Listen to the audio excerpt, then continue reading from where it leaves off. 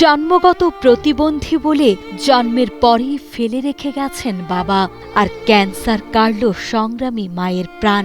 ভাঙা ঝুপড়ির নিচে ৭০ বছরের বৃদ্ধা নানির সাথে অনাহারে দিন কাটছে ২৫ বছরের বাক প্রতিবন্ধী আবু বকরের। প্রতিবেশীরা দয়া করলে মেলে একবেলা খাবার, আর নইলে থাকতে হয় অনাহারে।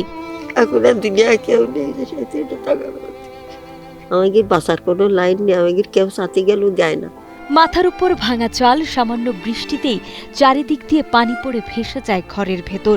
আসবাবপত্র বলতে ভাঙাচোরা কয়েকটি হাঁড়ি পাতিল ছাড়া আর কিছুই নেই।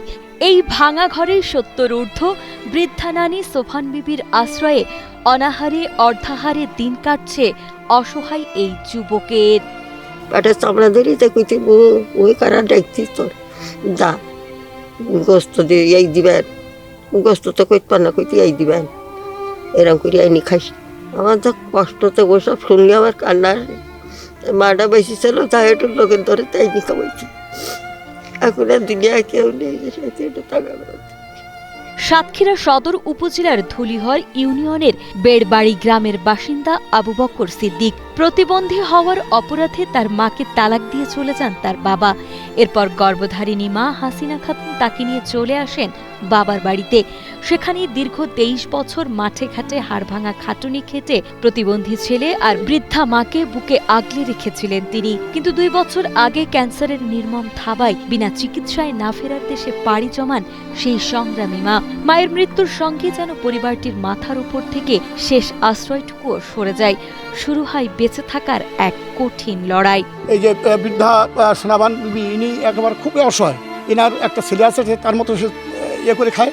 ইনি এখান থেকে সেই চিন্তা এই পঙ্গু এই ছেলেটা নিয়ে এখানে পড়ে থাকে। ৭০ বছর বয়সী বৃদ্ধা নানি সোনাভান বিবি নিজেই ঠিকমতো চলতে পারে না, অথচ জীবনের এই পড়ন্ত বেলায় তাকেই দেখতে হচ্ছে প্রতিবন্ধী নাতিকে। বয়স হয়ে গেছে, তাই চাইলেও আর সবকিছু করতে পারেন না তিনি। প্রতিবেশীরা দয়া করে খাবার দিলে তাদের মুখে অন্ন জোটে, না দিলে উপোস থাকতে হয়। এদিকে অসহায় এই মানুষগুলোর পাশে দাঁড়াতে সমাজের বৃত্তবানদের এগিয়ে আসার আকুতি জানিয়েছেন প্রতিবেশীরা। এলাকাবাসীর পক্ষ থেকে এই পরিবারটির অন্ন, বস্ত্র, বাসস্থানের একটু নিরাপত্তা দরকার, বেঁচে থাকার মতন একটা অবলম্বন দরকার। তারা যেন দুমুঠো খেয়ে এই বসত বাড়িতে থাকতে পারে এবং তাদের বাকি জীবনটা যেন সুন্দরভাবে চলতে পারে, এইটাই সাতক্ষীরা জেলা প্রশাসন সহ বাংলাদেশ সরকারের কাছে এটাই দাবি করছি। বিষয়টি নজরে আসার পর পরিবারটিকে সব ধরনের সরকারি সহযোগিতা দ্রুত পৌঁছে দেওয়ার আশ্বাস দিয়েছেন সাতক্ষীরা সদরের উপজেলা নির্বাহী কর্মকর্তা অর্ণব দত্ত। সোনাভান বিবির কথা আমাদের কানে এসেছে রিসেন্টলি। শুকনো খাবার রয়েছে আমাদের কাছে, আমরা দ্রুতই তাদের কাছে প্রেরণ করার চেষ্টা করব।